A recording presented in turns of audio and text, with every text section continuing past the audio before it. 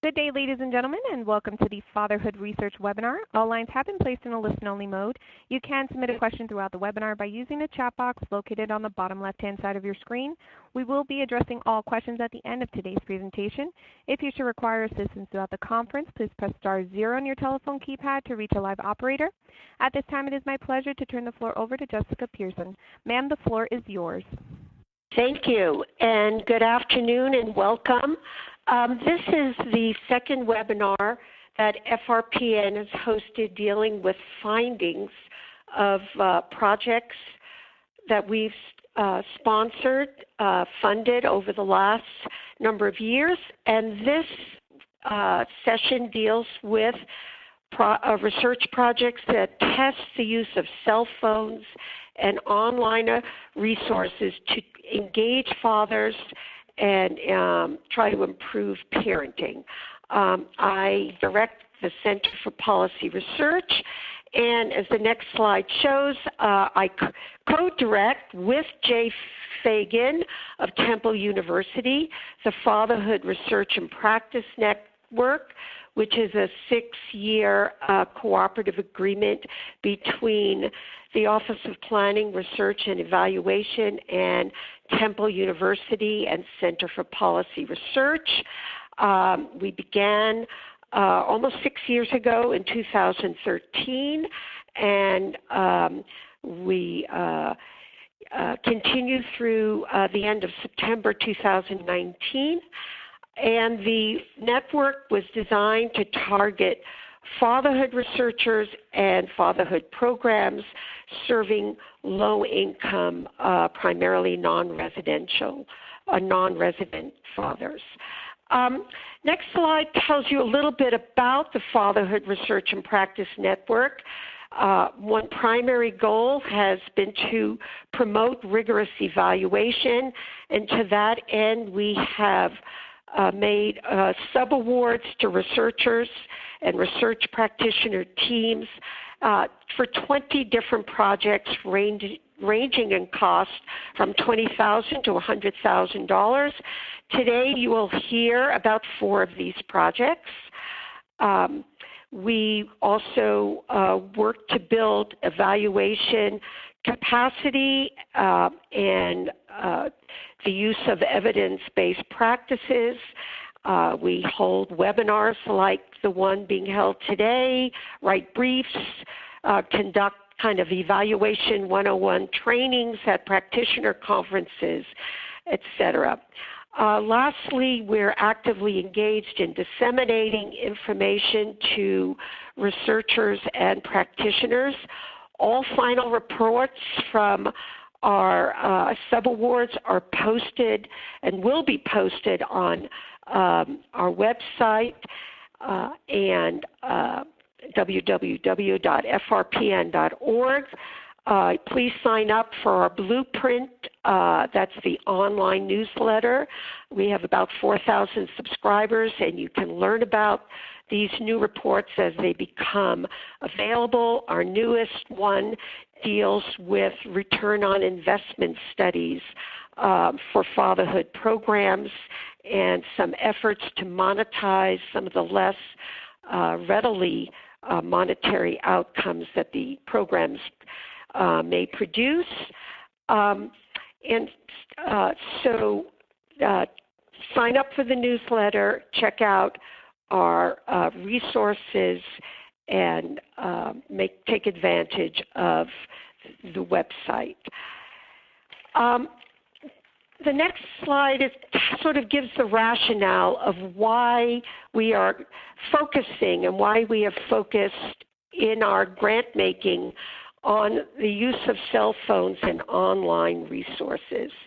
And I think there are some very complex trends and intriguing trends on internet and social media's use and device ownership, and Pew Research Center has really the most comprehensive database about this. Right now, broadband at home stands at 65%. Smartphone ownership is up to 95%. taken it together, we have virtually eliminated the digital divide among races and ethnicities, but the newest research from Pew shows that 10% of U.S. adults still do not use the Internet, and non-use is heavily concentrated among those with less than high school education, where it still stands at 29%, and those with household incomes under $30,000, where it stands at 18%. Nevertheless, cell phones are the overwhelmingly primary means of communication and social connection for younger generations, less so for those over 65. And we're seeing a trend of smartphone-only Internet users, those who have no home broadband and only connect through their cell phones. And that grew to 35% in 2019, up from 28% in 2016. So it's logical that parents and fathers in particular should be able to connect with programs, the government, judicial remedies through mobile devices and home computers. And today's webinar is designed to hear from researchers who've looked at this and try to answer the questions about and how mobile devices and home Internet connections can promote meaningful access to information and services for low-income non-resident parents. Can they replace in-person formats? Can they supplement or augment? How do those interact? I'm now going to introduce the panel. I want to tell you that this webinar is being recorded, and the recording and all slides will be posted rather immediately on our website, and the final reports for these studies will also be posted there. They're not up now, but they will be in the next, probably in the next month or two.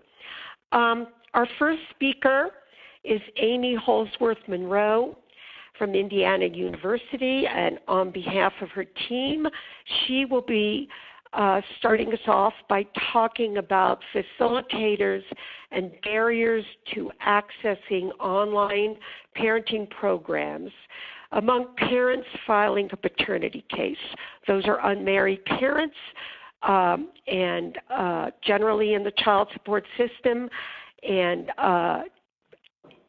that's the focus of her presentation.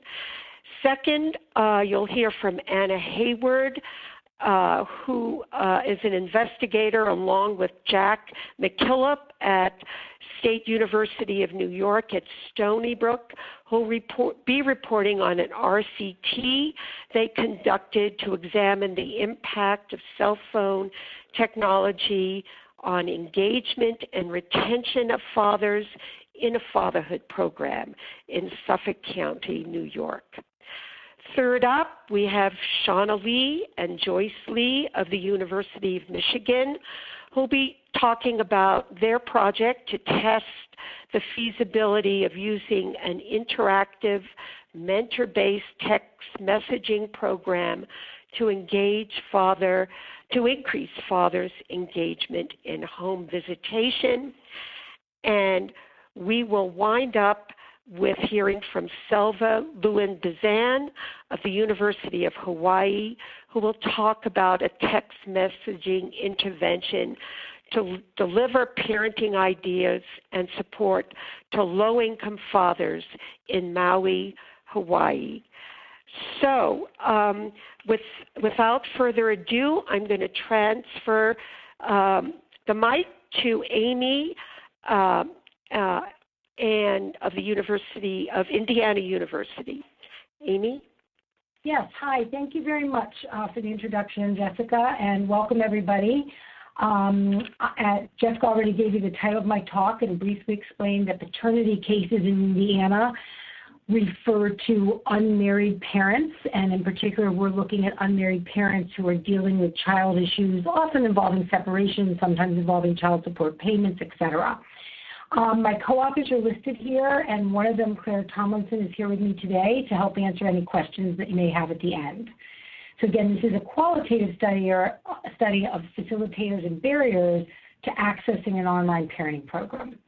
I think from having glanced at the other talks, what is a unique focus of my presentation is that we are targeting parents who are separating and trying to reach parents at that time. Why would we do that? Well, we know that parental separation, whether the parents are married or unmarried, increases risk for child's problems with adjustment. It actually doubles the rate of behavioral and emotional problems that get diagnosed for children from divorcing or separating homes.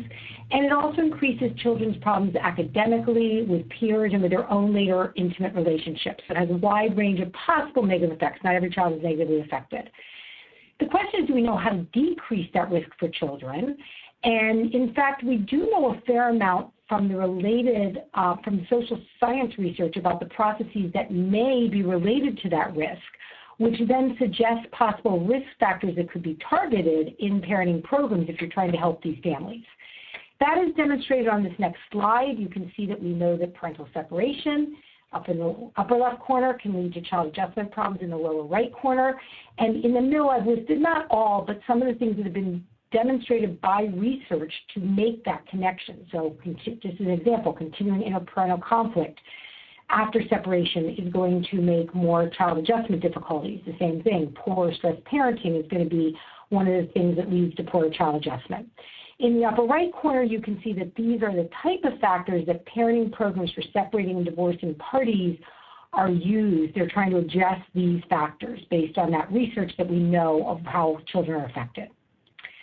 So given that background, many family courts are requiring divorcing or separating parents to complete parenting programs. They're hoping with the goal to help the parents and the children.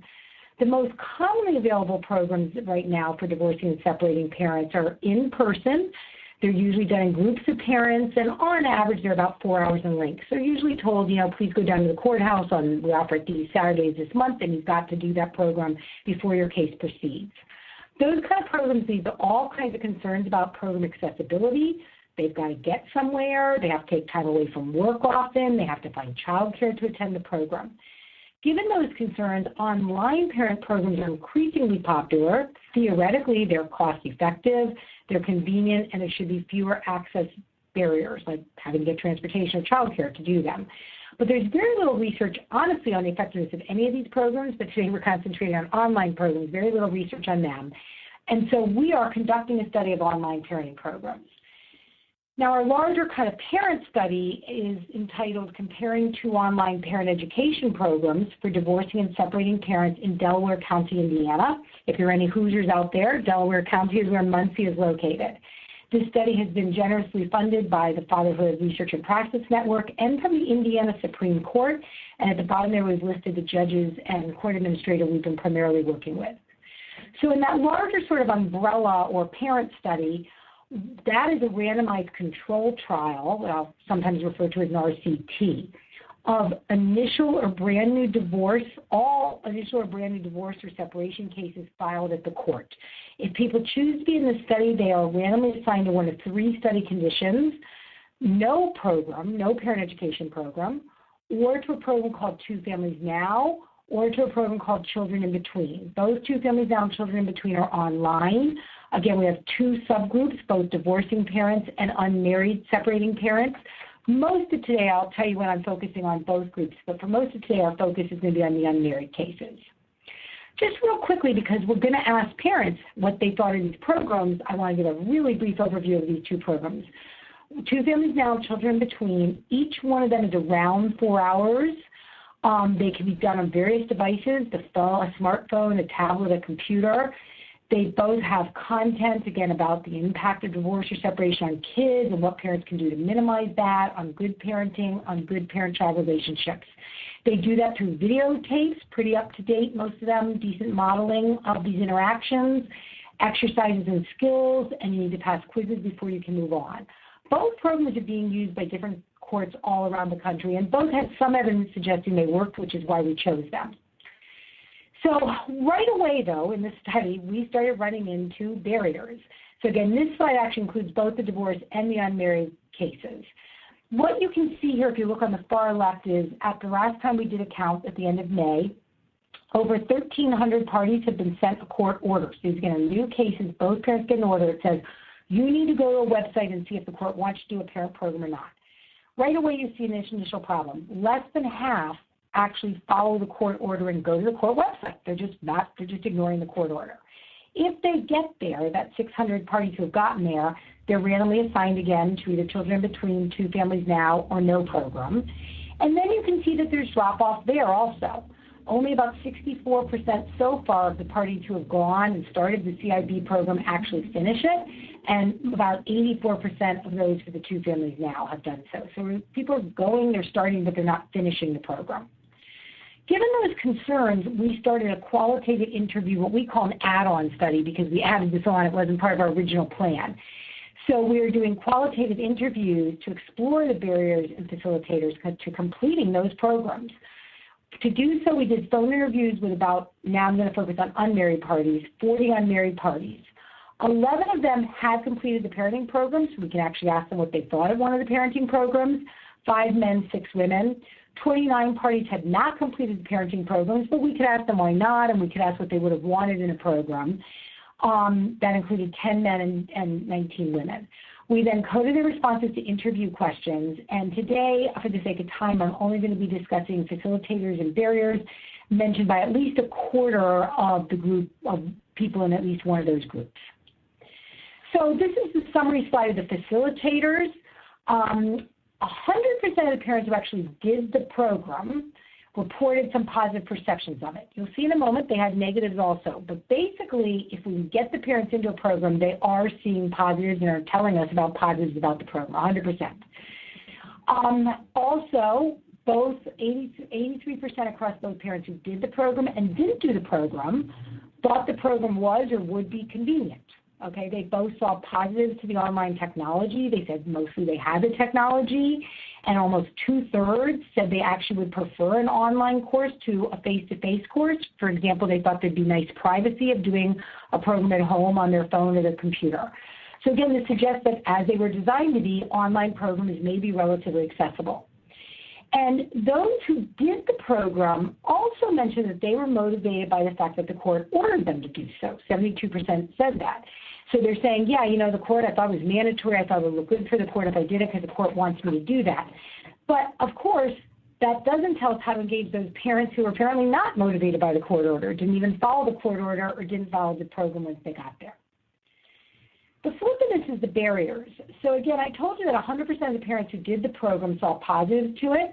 But you can see here that for both parents who did and did not do the program, there were also negatives they reported, about 1/3 across those groups. Particularly fathers. Fathers were more likely than women to have seen negatives to doing the program. Again, I told you that the majority of people, 83%, thought the program would be convenient, but in addition, 40% also were worried about inconvenience. And those inconveniences were primarily that they're still too busy to do even a 4-hour program. They still have child care they need to worry about. So again, it suggests that even a 4-hour program online may be too long for parents, or at least that's what they're thinking. In addition, as I told you, most of them really liked the online technology, but you see here that parents who did the program actually encountered some technology issues. An example is that one person told us about the video getting stuck and they couldn't move on with the program. It was very frustrating for them. What's interesting, though, and it's a little hard to read this hyphen thing here, so let me explain it. For parents who didn't do the program, only 16% mentioned that they thought technology would have been a problem. So again, that doesn't seem to be what's stopping them from starting the program. They're not worried or fearful of the technology. Going on to the next bullet, remember I told you that the overall majority of people thought that they would like the online program over face-to-face. But one group did not fit that. 72% of mothers who did not do the program said they would have preferred a face-to-face program because they would have liked the social support that that would offer. And finally, I mentioned that the parents who did the program, 72% of them were motivated by the fact that the court wanted them to do the program, But 26% of the parents wanted more information from the court about the programs and why the court wanted them to do that. They said, I wish I'd known more. I wish the court had told us how this program would have been useful. Maybe we would have done it if we better understood what they were expecting from us. So an overall summary, and I apologize, you're missing the very end of the first line, that's supposed to say fewer parents endorse barriers than facilitators. Again, the percentages are higher of positives than on the negatives. And in fact, parents who did do the program, if we could get them to do the program, they generally liked it and found it helpful. And following the initial engagement, again, if we can get them on there, they seem to enjoy the online format, found it convenient, didn't have problems, they like the technology, et cetera. So that format could be a viable option. But again, parents are still encountering barriers. Some of those are similar in-person programs. They're just saying they don't even have enough time to do this program. And some of it's new to online. They are encountering things like technology programs. So some of the same old barriers, some new barriers.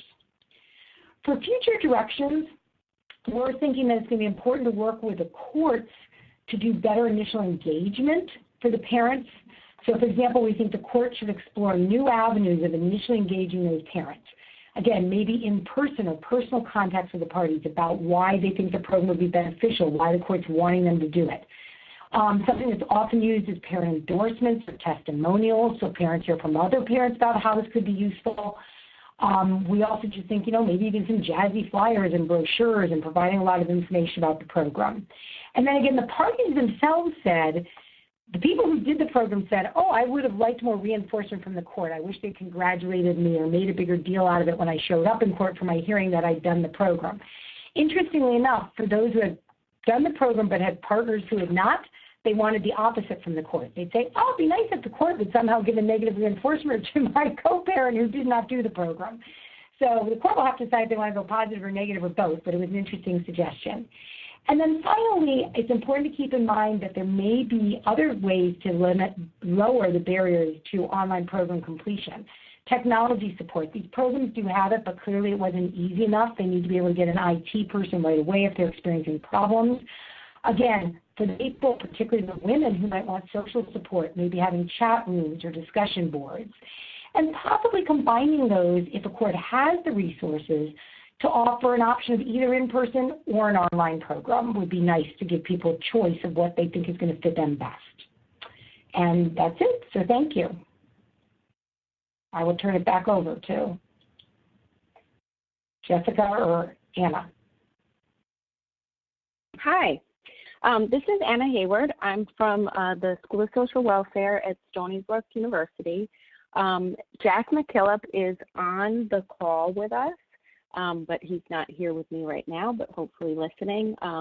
Jack was our MSW intern last year and is now working with the Fatherhood Project. So I'm here to talk about our study that looked at the impact of cell phone technology on engagement and retention of fathers in a fatherhood program, and specifically about text messaging. So our primary research questions were, we wanted to look at what strategies were the most effective for engaging and retaining fathers in responsible fatherhood programs. At Stony Brook, I've been working with the Suffolk County Fatherhood Initiative, which I'll talk about in the next slide. And in our original development of the program from 2011 to 2015, we were able to build up our recruitment in the neighborhood, in the community. However, we did do a little bit with retention in the program, both in the actual services and in our attempts to evaluate with pre and post assessments. So we wanted to see if giving cell phones and having ongoing cell phone contact would increase participation and program completion rates for dads in the program. And then we wanted to see if maybe giving additional monetary incentives at 6 and 12 weeks would increase retention in the program, and how these retention interventions might influence our overall program outcomes. So the Suffolk County Fatherhood Initiative serves low-income fathers in Suffolk County, New York, in Long Island. We've just recently expanded to Nassau County. So Long Island is a suburb of New York City. So Suffolk County is about 50 minutes outside of New York City. So we have a large urban, suburban, and even rural population in Suffolk County. So this program has been funded by DHHS, ACS since 2011. In the initial iteration of the program, the first round of funding, the program served over 800 fathers, and so far since 2015, we've served over 700. So this is the larger fatherhood initiative for our county. The program provides responsible fatherhood through evidence-based groups for both father involvement and for healthy relationships, economic stability via job development, job placement, help with resumes, help with clothing, transportation for jobs, and peer mentoring. So participants in the Sci-Fi program receive case management and these interventions for 1 to 4 months depending on their needs. So the FRPN study funded a test of this texting protocol to increase participation in the larger group. So what we did is when dads came into the program, we randomly assigned them either to the control group, which was the normal conditions, all services are the same for everybody in these groups. We offer as part of our evaluation protocol a $50 and $25 gift card for completing the 6-week and 12-week interviews, respectively. And so that was our control group. The Cellphone group received all the same services and the same incentives, plus we gave them biweekly text messages. And the increased incentive group were given an extra $25 at each of the data collection time points if they had fully participated in the program. So in the intervention group, the Cellphone group, which was really what we were interested in exploring, the dads received biweekly messages for 12 weeks. And again, the goal was to see if we could increase participation and engagement and retention in the research interviews. So we developed the text messages based on 12 weeks worth of intervention and on just letting them know about the program. So for example, the sample text message I have here was from week 3. The first text message says, communication is about talking and listening. Good communication happens when you respect between your partner and child. That is directly tied to the evidence-based curriculum that they're receiving at around 3 weeks in the program. The other message was more concrete messages about the program in general. So have you reached out to your case manager? Other messages would say, do you know we have a job developer on staff? Or towards the end of the 12 weeks, we might say, are you interested in coming back as a peer mentor? So every week they received they received 2 different text messages, usually on like Monday, Wednesday, Tuesday, or Thursday, and different days during the week.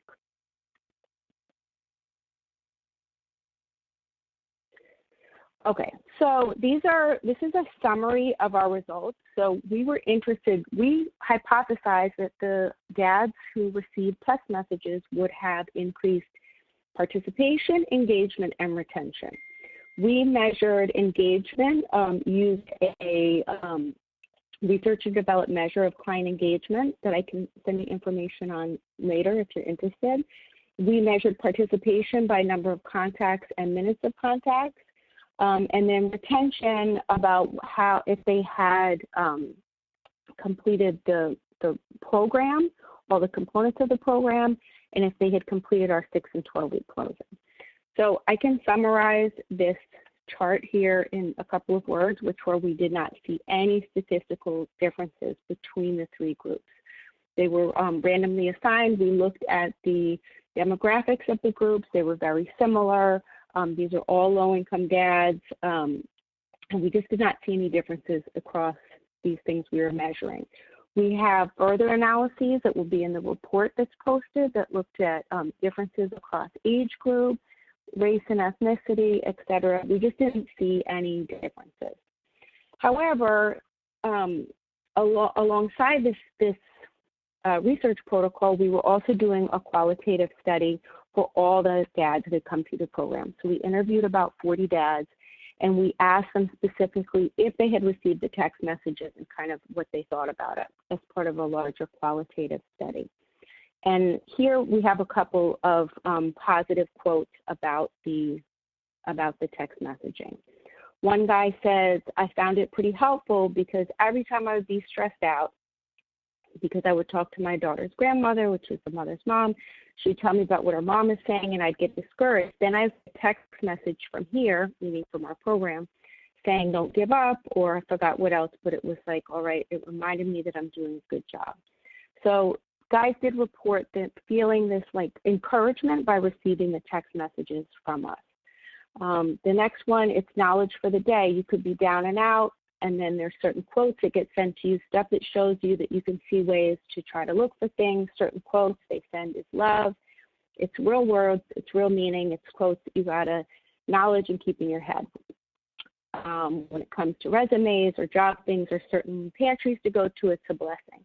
So some of these things were not actually sent in text messages, but the messages that we sent seem to remind participants of the services that the program offered, even if we weren't explicitly mentioning it in the messages. So we also asked dads in general what they thought about the idea of receiving text messages. So we asked all the people that we did the qualitative study on, even if they had not received the text messages. And we said, in what ways do you think texting could be useful in a program like this? And so some of the things they talked about were really specific to keeping in contact with the kids without having to always negotiate relationships with the mothers. So, you know, we kind of talked to them about technology in general, and they really talked about especially staying in contact with teenagers. And how when distance or transportation is an issue that they've really been able to use cell phones to maintain those relationships. So as a discussion, we did not find any statistically significant differences between the treatment control and increased incentive group in terms of engagement, participation, retention, and again, there were no subgroup differences across any across age or race, living situation, anything. However, we did find in our qualitative interviews that the fathers did show interest in and satisfaction with the texting. We didn't really see any negative feedback from the guys about receiving the text. So as far as implementing this in a practice situation, we found it was really easy to add on. It was low cost. Originally, we budgeted to buy cell phones for guys that didn't have them, and I think we bought 2 cell phones across 2 years. We did not have to buy cell phones for anybody. Basically, everybody had a phone.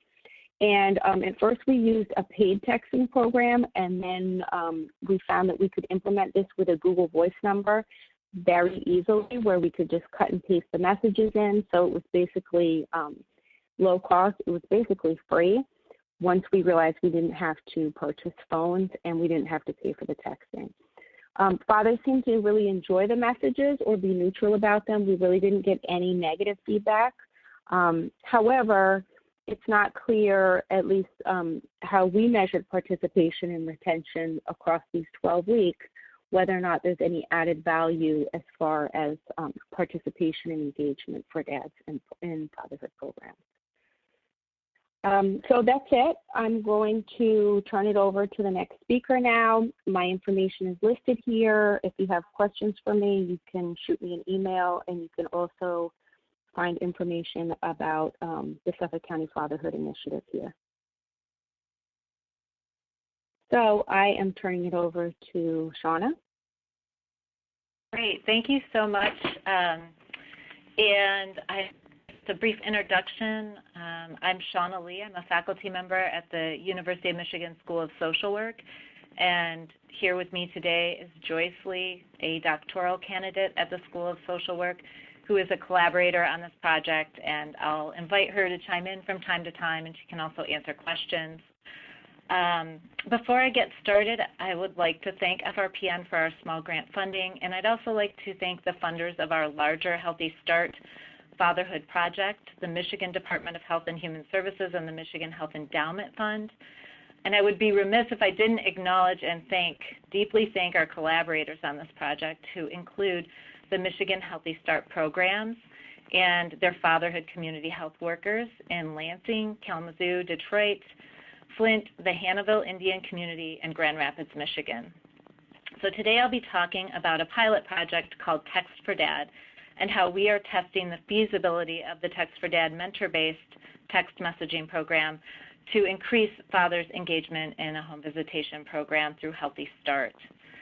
Text for Dad data collection is actually still ongoing. So today I'm mainly talking about the development of the Text for Dad messages and how we pilot tested the content of the messages, and I'll introduce you to the platform that we use to deliver the interactive Text for Dad program. And ultimately, when the FRPN project is completed, we'll have pilot data on whether Text for Dad is feasible within community-based Healthy Start home visitation programs. So just a brief introduction. In recent years, technology-based interventions to support parents have drawn increased attention. Text messaging is relatively low-tech and is a potentially scalable way to reach new parents. Many of you have probably heard of Text for Baby, which sends health-based messages to new and expecting mothers. Texting can also be used as an add-on to existing parenting programs and home visitation programs, or as a standalone intervention. So just one example of this is Judith Carta and her collaborators showed that texting could be used to help bolster the program effects of parent training.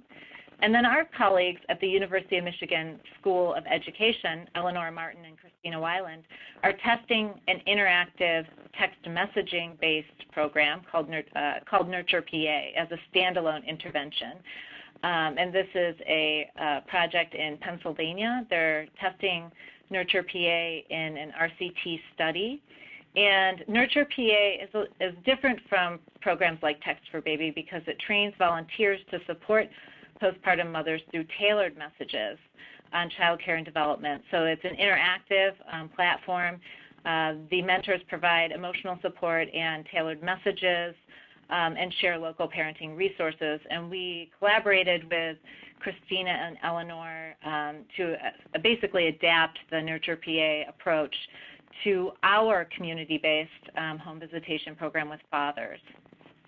So Text for Dad uses a very similar, basically the same software platform as Nurture PA, but in our project we're targeting low-income fathers with children aged 0 to 15 months, and we're using Text for Dad as an add-on or a supplement to this larger home visitation project. And in our project, the mentors are community health workers, fatherhood-focused community health workers that send fathers tailored parent education messages, father-specific parenting resources, and they also provide social support to the dads. So as I mentioned, Text for Dad was developed in the context of a larger Healthy Start home visitation program. So I just want to briefly talk about what that larger project is. Healthy Start home visitation is at a number of different sites in Michigan, mainly targeting women who are expecting a baby or have a young baby at home.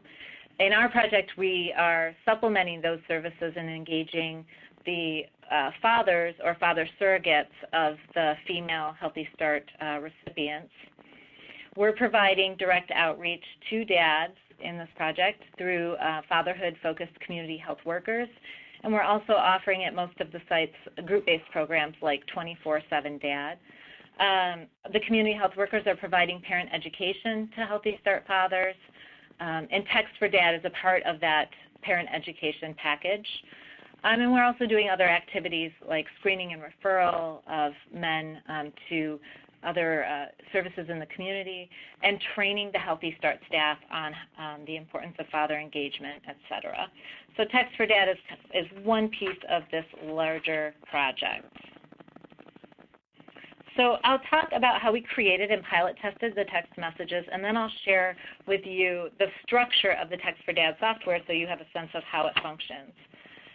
So our team worked to develop text messages for Text for Dad, master's level research assistants in social work, and Joyce, who I mentioned earlier, were a part of that team, and we relied on credible and professional sources for parenting information like 0 to 3 and the Bright Futures Anticipatory Guidance from the American Academy of Pediatrics, BabyCenter.com, WebMD, et cetera, to develop basic developmental milestones information, engagement activities, et cetera, and to make that content father-friendly.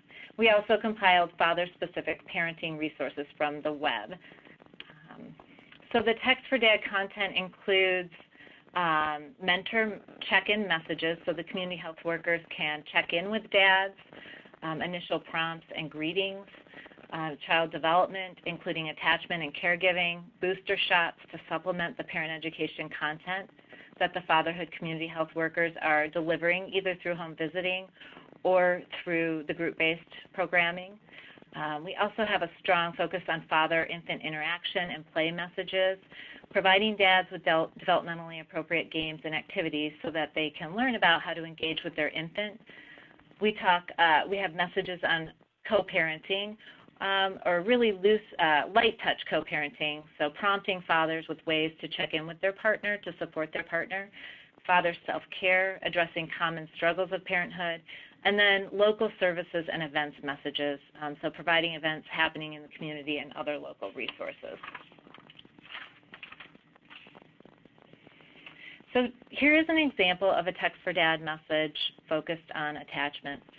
Have you started to set aside a special daddy playtime with your baby? Making the new baby a part of your daily routine is a great way to bond.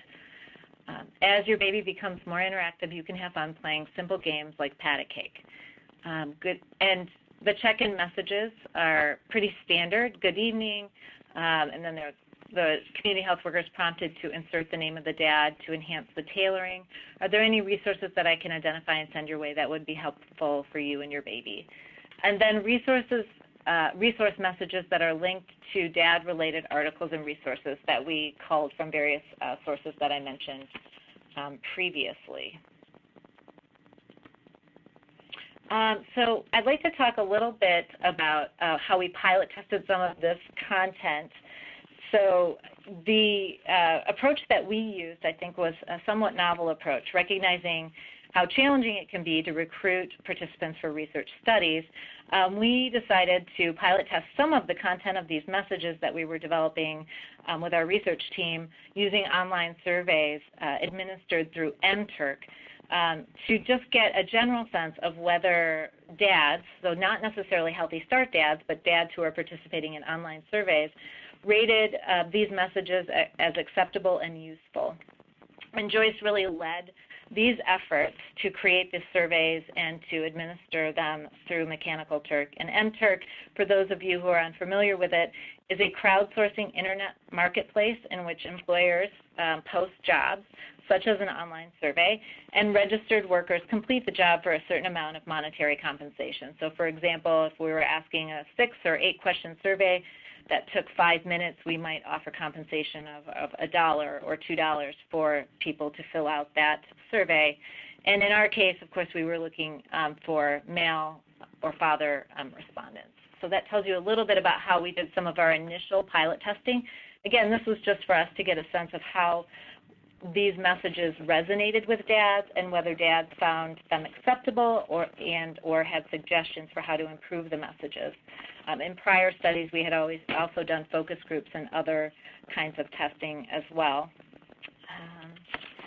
So this gives you just a quick overview. We did 3 online surveys, slightly shifting the demographics. Focus, MTurk tends to be a little bit more middle income and not as diverse. So in a third test, we focused more so on a low SES sample in order to enhance the diversity of the responses that we were getting. And in some, just a brief, Joyce could talk a little bit more about some of the results from these surveys if individuals have questions. But to summarize across these 3 pre-tests that we did, The acceptability and usability of the text messaging messages were generally high, so we asked people to rate the messages on a 1 to 7 Likert type scale, and in general, scores were a 6 or above in terms of finding the messages acceptable, useful, and relevant. We did find that respondents preferred standard English instead of text language, so spelling out you instead of using a you, that language was preferred, the more professional language. Dads preferred a personal tone. Dads told us in open-ended questions that they wanted the messages to be positive, encouraging, specific, and practical without being preachy or judgmental.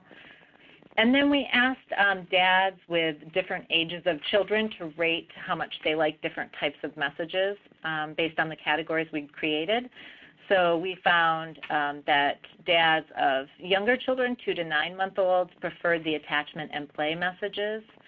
And it appeared that as the children got older, dads found co-parenting messages increasingly appealing. We found some differences based on fathers' income. Low-income fathers expressed desire for more messages on financial management, which we don't include in Text for Dad, and higher-income fathers mentioned messages on nutrition. So that we used the feedback from the online surveys to continually refine the messages and to make them more father-friendly and to make them more useful to dads. And so now I'll talk a little bit about what the Text for Dad platform looks like. So we have all this content. We have it separated out by child age, which I might not have mentioned. So we have messages across the different domains for children at 0 to 1 months of age, 2 to 3 months of age, 4 to 5 months of age, basically in buckets of developmental categories. And then we have Text for Dad. We partnered with the software company I mentioned earlier from the Nurture PA project to build our messaging content into their online platform. So this platform allows our fatherhood community health workers to first set up an account for their clients. In this case, a father of a Healthy Start baby is the most typical client, and the fatherhood community health worker enters in the information, the dad's name, first and last name, and then the child's name and date of birth. So that date of birth allows Text for Dad to provide the community health worker with the appropriate aged messaging content, kind of simplifying the interaction for the dad. The interactions come from the community health worker, so Text for Dad is really designed to be interactive and reciprocal. And mentors, as I mentioned, use a web-based platform, not their individual cell phones, to communicate with the fathers. So again, this is, I think, very appropriate for social service settings and working with clients, that the caseworker or the community health worker can log in, create an account for their client, and then engage with the client through the system. So once the basic demographic information is entered, the community health worker can select conversational prompts from all the messages that we created across those different domains. And as I mentioned, the content that the community health worker gets will be tailored to the child's age at the time they're sending the message. So the conversational prompt is above, and importantly, the community health worker, once they select a topic that they want to discuss with the dad and the message that they want to deliver, they can tailor that message to the dad, and adding in the name of the baby, the dad's name, etc. Let's see here. And then finally, this shows another screenshot of what that looks like as the community health worker works through sending a message to the dad. They can set up profiles and also set up messaging to occur in the future. And then at the bottom, you'll see the resource referral notes. If the dad is referred to a specific type of resource, that sort of information can be entered here as well. Actually, I'll pause here for a second to see if Joyce would like to add anything maybe that I've forgotten about either how the Text for Dad platform works or how we use it to engage fathers in our program. So one thing that I wanted to mention, the text message field, the third field that you see from the tab, that's the box that Shauna was mentioning where the fatherhood community worker would be able to tailor this particular message. So it says bonding and attachment are rooted in responding to your baby's needs with love, warmth, and care, etc.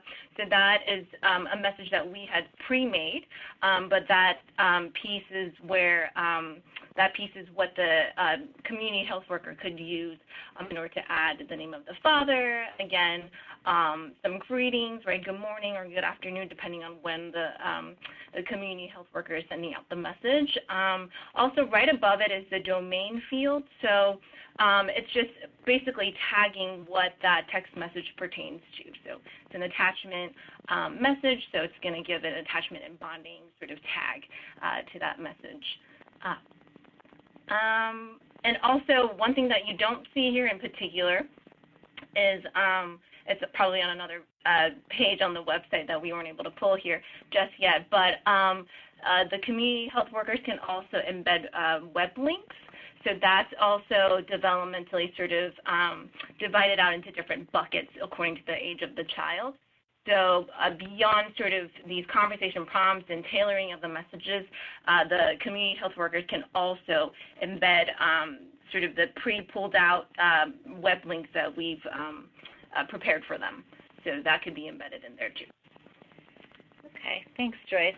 So again, I think I have one last slide here, but I'll sort of conclude with a few thoughts. I think we created Text for Dad to be very, very usable within a community-based social service setting, and to hopefully keep the community health workers engaged with the dads, both through the structured content that we created, but also through sending reminders about home visits and sending reminders about community events, et cetera. It is designed to be reciprocal and interactive. So in our final report to FRPN, we will be looking at some descriptive analysis of the mentor-mentee exchanges. So we're really interested to know when the community health worker initiates a conversation, if you want to call it that, with the father, how does the father respond? And if so, what is the response like? What's the content of that response? What's the duration of that response? Do fathers ever ask any questions to the community health workers? So we'll be doing descriptive analyses of the exchanges, as well as some content analysis of the exchanges. We are conducting qualitative analysis of interviews with fathers who participate in Text for Dad.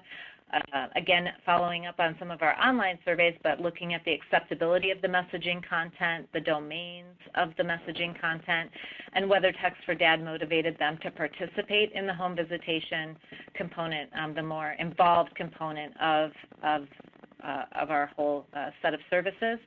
And we're also doing qualitative interviews with our community health workers regarding their motivation to participate and engage fathers through Text for Dad, whether they find the program easy to use, helpful to them in the work that they're doing every day with their large caseloads, et cetera, and whether they felt that Text for Dad enhanced fathers' participation in other components of Healthy Start home visitation. So with that, I will conclude and look forward to questions after we're all finished here. I'll send the slides over to Selva to talk about her program. Thank you, Shauna. Hello, everybody. I am Selva Bizan from the University of Hawaii, and I am going to talk with you about another text messaging program. I will start with a quick overview of the state of research on fatherhood so I can put my study in context, and then I will continue with the different pieces of the current study. If you look at the bottom of each slide, you will see where we are in the presentation. So some research questions involve cultural influences on how we define what fathers do and what fathers should do with their children and for their children. Some research questions look at the parenting behaviors of men, and for the most part, findings show a positive link between father involvement and children's healthy development. So it is a good thing that fathers today want to be more actively engaged in their children's lives, right? But here is the thing. There are many factors that make it hard for fathers to be involved. So with this knowledge, it is really important as researchers and as practitioners to find ways to help fathers to overcome these obstacles. We know from research that fatherhood programs have the potential to positively impact the lives of fathers and families. And we also know from research that, unfortunately, once recruited, families of lower socioeconomic status participate at a lower rate in these programs than those of higher SES, and that the most frequent obstacles to program participation are scheduling conflicts or time demands. So fatherhood programs need to take into account the difficulty of balancing work and family demands and other demands, either by maintaining flexible schedules or by developing alternative interventions.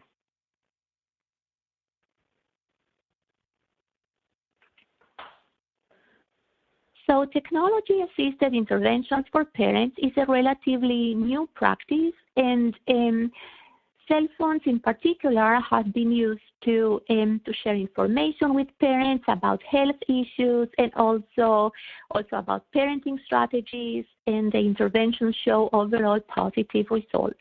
However, very few evaluations included data on fathers' dosage of involvement in the program, and this is a gap in our knowledge that includes 2 points. The first point is that most of the information on dosage comes from programmatic issues or programmatic limitations and not from a systematic examination of influences on father's dosage of participation. The second point is that very few studies have looked at the effects of participation dosage on the desired outcomes.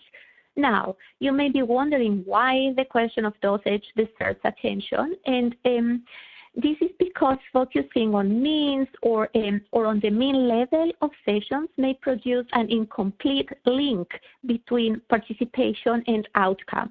What I mean by this is that fathers may benefit from different levels of attendance, or they may require a large dose to experience any impact.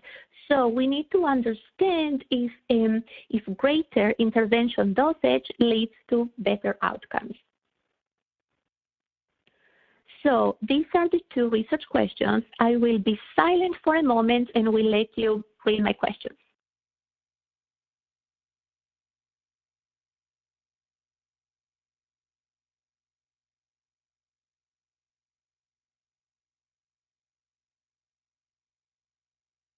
So answering the first question has the potential to inform recruitment methods, and answering the second question has the potential to inform retention methods.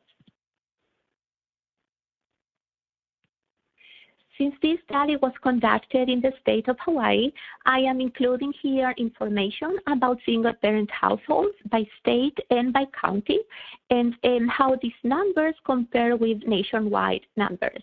Again, I will give you a moment to look at the slide, and I will be quiet.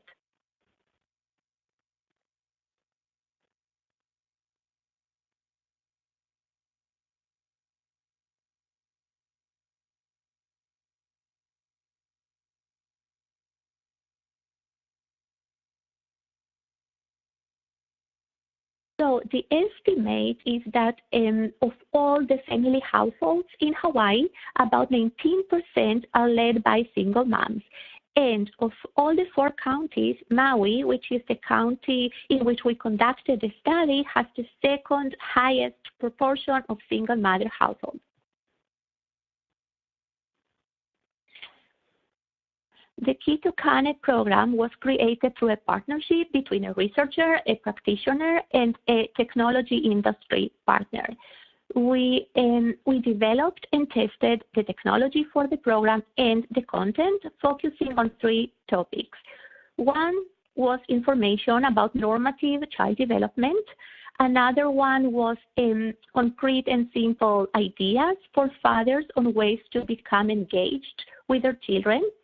And the other was encouragement of men in the role as fathers. We also focused on the unique Hawaiian culture using Hawaiian language and proverbs. We recruited 120 participants by reaching out to families known as Maui Family Support Services, spreading the word through community organizations, through nonprofit agencies, government agencies, and posting flyers throughout the city in churches, pizzerias, billboards, and posting on social media. So we invited those men who expressed interest to a presentation of the program, and once there, those who were interested enrolled on the spot. And finally, we collected data. We had 2 data collection points for quantitative data, and we conducted 3 focus groups with program participants hoping to gain an in-depth understanding of what they liked and disliked about the program. So if you remember from a few slides ago, the first research goal was to assess whether demographic and personal characteristics of fathers predict their text messages reading dosage. So the table includes two pieces of information.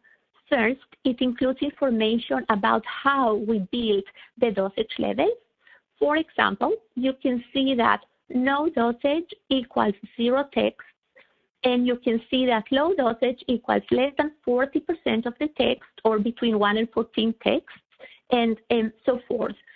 Second, it includes how many participants in total numbers and percentages are in each dosage level.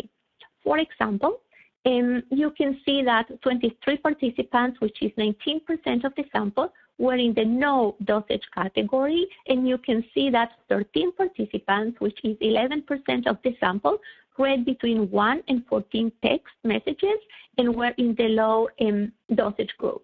So that's for the table. Now, we assess the probability of being in the different dosage groups. We found that Native Hawaiian and Pacific Islander fathers were almost twice as likely to read no text, and approximately 30% less likely to choose a high text reading dosage compared to non-Native Hawaiian Pacific Islander fathers. We also found that fathers who experience a great deal of economic, behavioral, or legal challenges were less likely to be in the high dosage and more likely to be in the no dosage group compared to fathers that experience no economic challenges. Finally, we also found that fathers with fewer children chose to read more text messages compared to fathers with a larger number of children, who were more likely to read none of the text messages. So here in this slide close to the bottom, you have the exact probabilities as an example for fathers with 1 child and for fathers with 9 children. Again, I will be quiet for a moment and we'll let you look at those numbers.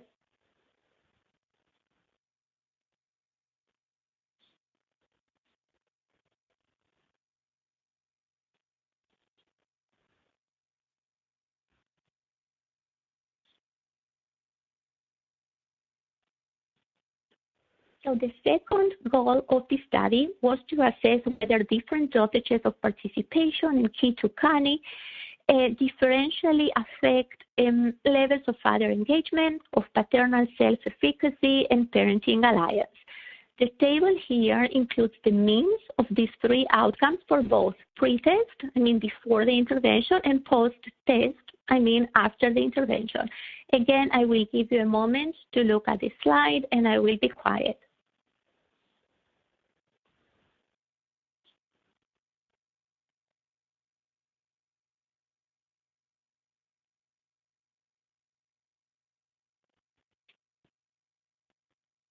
So as you can see, the results show no significant effect for any of our outcomes. So what did we learn from all this? We have implications for both practice and research. The first implication you see here is about the composition of the sample, and this is relevant for both practice and research. While we carefully planned for and devoted time and resources to recruitment, it was difficult to recruit participants who potentially were not engaged with their children. Our analysis indicated, for example, that the initial engagement levels of our participants were high to begin with, a mean of 4.3 on a 1 to 5 scale.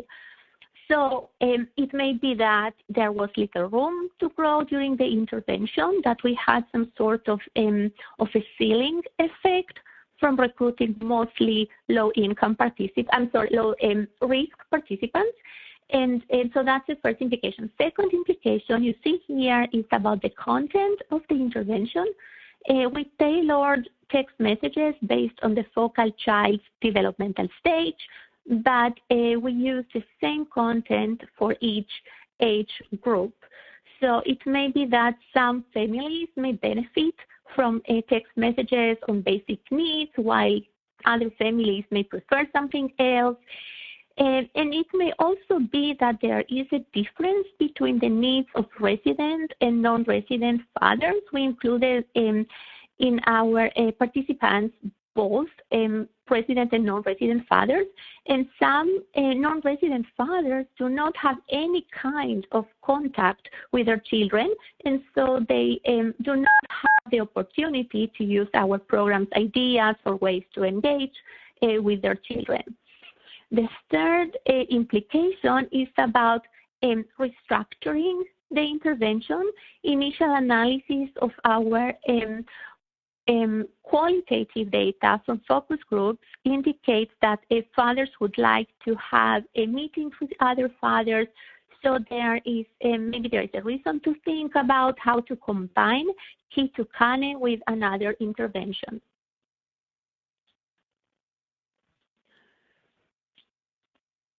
So the first implication for research is about the composition of the sample, the same implication as I discussed for practice. The second implication here is about the design of the study. Because of different constraints, we could not create a randomized controlled trial, and we could not assign participants to treatment group, to control group, and this is something to explore. The third implication is about who should we choose to report, and this is also something that we should explore in research. And the last implication is about the diversity of the sample. We had racial diversity in our sample, but all fathers shared the Hawaiian Pacific culture, and in that sense, we had a homogeneous sample.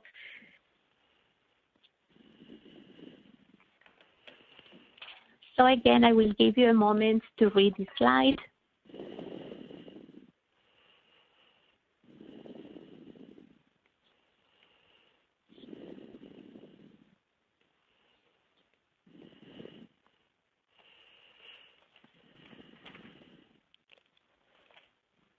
So one thing I want to add here is that while the current analysis provided no indication of program effectiveness, focus group participants discussed the changes they perceive in their involvement and in their understanding of what their children need. For example, text messages that suggested ways to read to children or bedtime routines were perceived as useful. And focus group participants also discussed some advantages of the intervention and the intervention format, such as flexibility around when to read the messages and that they could read the messages as many times as they needed. One father mentioned that he printed the words of encouragement to hang them on a wall. And this is something I think similar to what Anna mentioned earlier. So now we are fully finishing analyzing the qualitative data, and we hope to better understand what fathers need and the kind of help they want. Thank you so much, and I am going to turn it over to Jay Fagan. Okay, thank you, Selva, and everyone else who has presented today.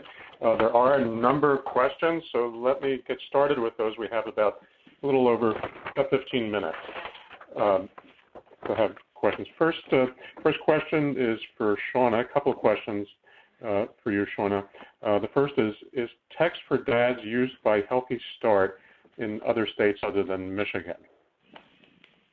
Right now, it's only in the Michigan Healthy Start program, but I do believe that the National Healthy Start Association is doing a texting program, a pilot study of their own. And I actually don't know a ton about it, but I think they're interested in using texting to reach out to dads, especially through the Healthy Start program. So hopefully someday both of these programs could be available. I'm not sure if theirs is interactive or not, but I did hear through a colleague that they were hoping to support that through the National Healthy Start Association. And Sean, another question that was asked is text for dad used by non-custodial fathers only, or is it only used with co-residing fathers and mothers? In our project, we are using it with basically any father that the community health worker enrolls.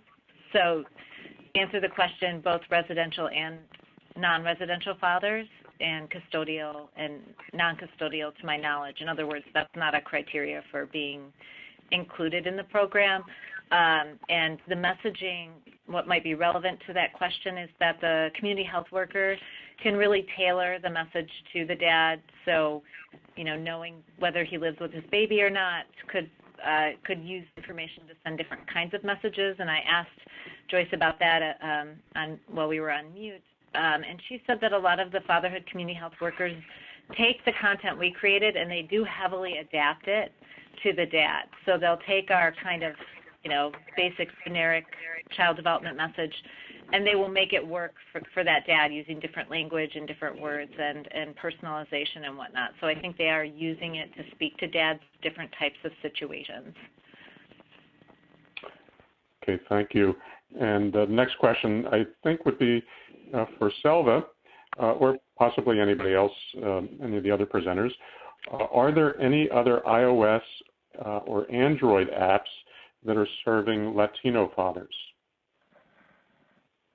That's a great question, and I'm sorry, I don't know. This is something that we created especially for this program in collaboration with, our technical person. So I don't know, but I can get the information. If the person who asked the question would like to contact me, I will be very happy to find out. Jay, can you hear me? Yes, can.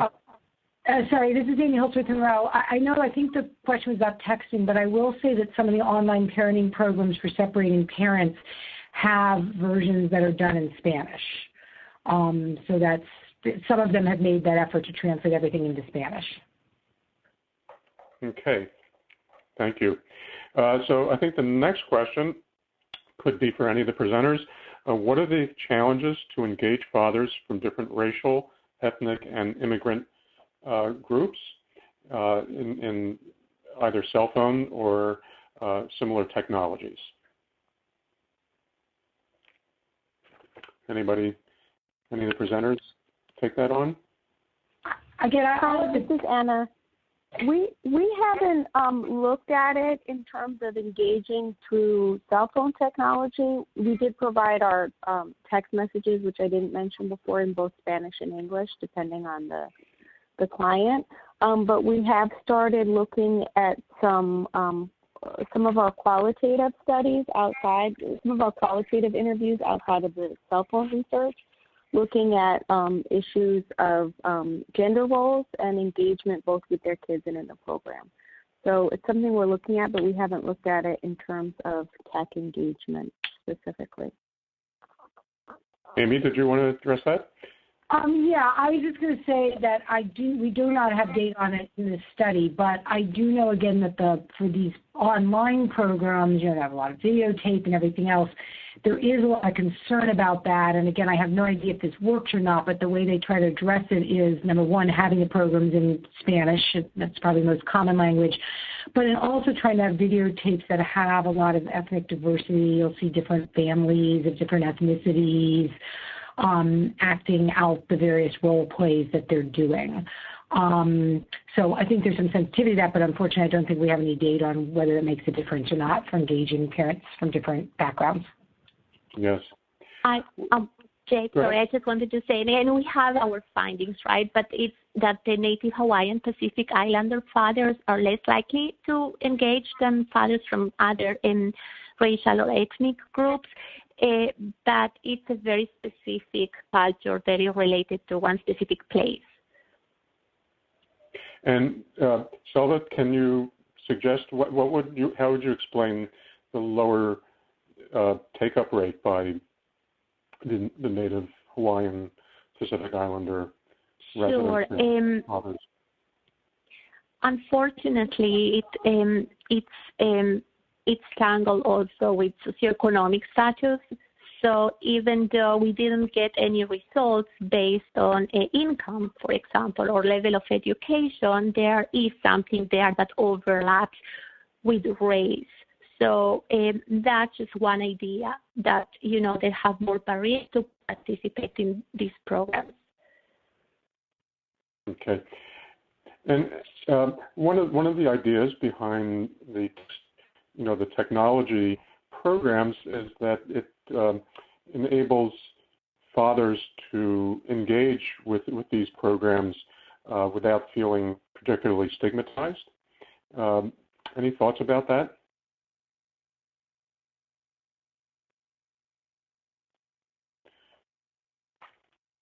No comments? Well, this is Amy. I actually had a question related to that. I found it very interesting that when there were examples given of when fathers enjoyed the texting in the other studies, we don't have this in ours, it really had to do, it's kind of like what you're saying, Jay, but it won't be on, it had to do with encouragement. Again, I noticed, for example, in the two examples that I think Anna gave, they talked about, how they were feeling down and helping to feel better and feel supported, and then someone else mentioned it was encouragement. And it was interesting to me because I'm wondering, just for those of you who don't know me, I come from a background of actually my main research area is intimate partner violence. And I didn't see any examples where fathers were angry and it helped calm them down or whatever. So I think it ties in with what you're saying, Jay, is what is it that men are getting out of this? And I don't know if some of you who have that qualitative information could say, does it seem to mostly be the encouragement and sort of support that pulls them up when they're worried they're not doing a good enough job, or is there something else going on? I think this is Anna. I think the encouragement, but also something that Jack, who's on the call, suggested for next steps, which is not in the slides, was they also really liked the concrete information when we would remind them about a program service. So maybe an expansion of these efforts would also be referrals to other programs, reminders of other services that are out there. And that might come back maybe a little bit to the gender issues or just engaging men in services in general, that if we can give them both the support and encouragement, but also very concrete information about where they can go to get the resources that they need. Okay, this is a question for Shauna. Shauna, did you have trouble training staff to use Text for Dad? How were the challenges addressed? I'm going to turn that one over to Joyce because she did all the hard work of training health workers. So sure. So the training happened both in person and also online, depending on what the CHW preferred. the actual platform is rather user-friendly from the feedback that I've gotten from multiple CHWs.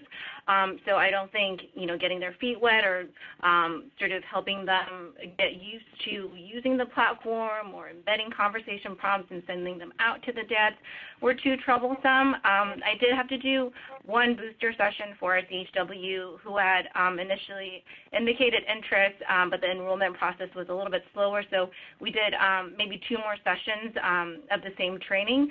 So I've had to do that, but again, it was pretty easy for the person to pick it up.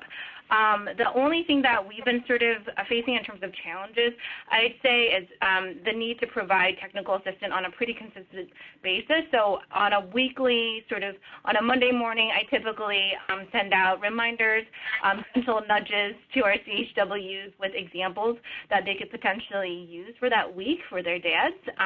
There's sort of messages that apply to all ages. I don't try to be too specific since I don't know the demographics too well of the dads that they serve at each site, but I do send out weekly messages for them to sort of be reminded that in addition to the home visitation you do, this is just a gentle nudge or a kind reminder to send out the messages via text for dad. Another thing that I could mention is the potential to make our messages a little bit more interactive going forward. So text for dad is a very iterative process, so we're trying to always improve it depending on the feedback that we get. So interestingly, the interactions that we're capturing aren't that extensive on the Text for Dad platform, and we're wondering whether that's because our messages are sort of informational. So we're trying to see if we can tailor our messages to ask maybe questions, elicit sort of responses from dads so that they're much more interactive going forward. I don't know, Shauna, if you had anything else that you wanted to mention. I think that's good. Thanks. Thank you, Joyce. Amy, I have a question for you.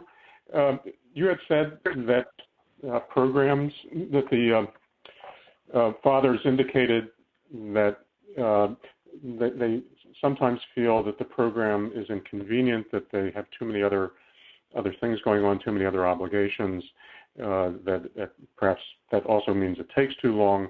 I was wondering, do parents who are in face-to-face kind of group situations, group interventions, feel the same way? Do they also feel that it's inconvenient? Have you ever seen any research or have any thoughts about whether there'd be similar complaints? Yeah. Yes, definitely. In fact, those complaints about the in-person programs are part of what led to the design of the online programs. So I think the hope was that the online programs would be seen as less inconvenient. And I think it does, sort of going a little bit off, but I think it does press, at least within the field, my field of separating and divorcing parents, the question of, well, how much is enough? Like what's realistic to expect people to do versus what do they actually need? So I would summarize right now the data we know on programs for separating and divorcing parents is, at least for volunteers, the programs that have been really shown to work are like 10-week-long intensive training skill programs where you really get training in being a good parent and parenting skills and in good parenting and co-parenting and communication.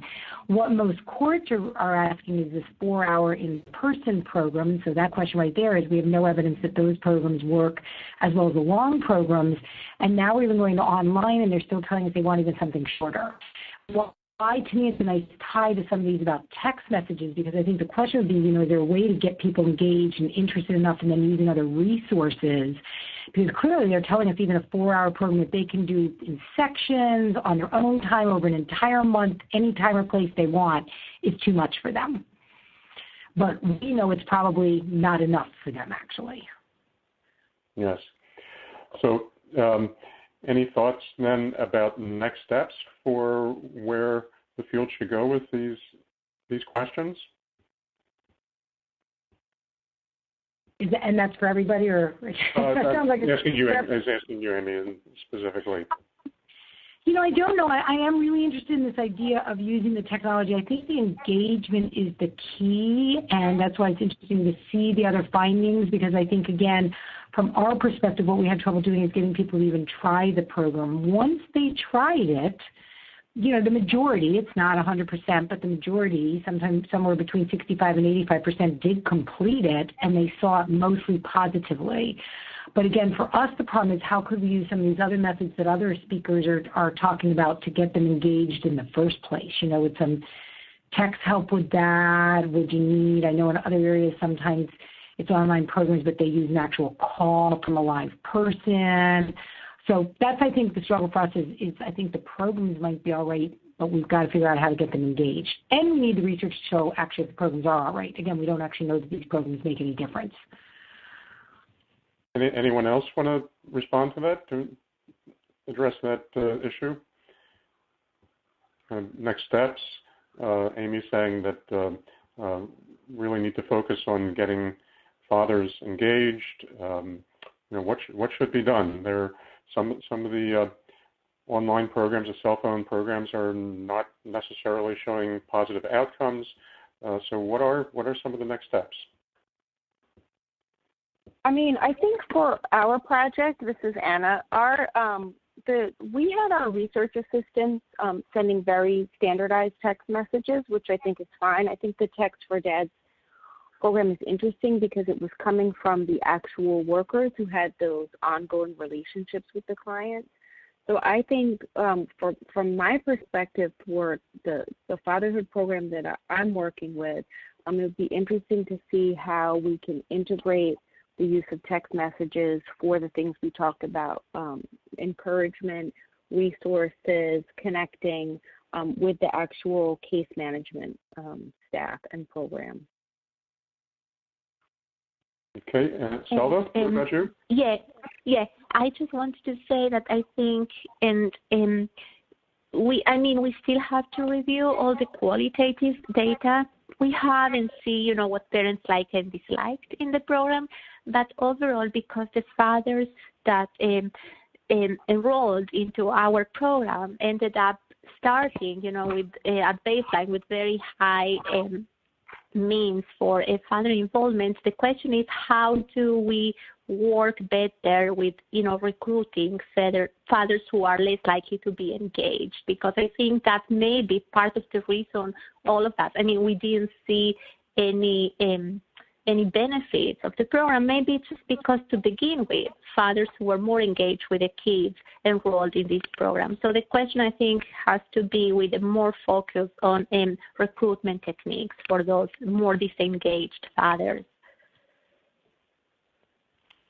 Okay, so I think this is about time to wrap up the webinar. There are a couple of additional questions. I apologize for not being able to get to all of them, to ask all of them of the presenters. Jessica, do you want to take over? Yes, I want to thank everyone for attending and to our participants, our presenters. We will be doing a results webinar in September on several studies that we've sponsored dealing with co-parenting.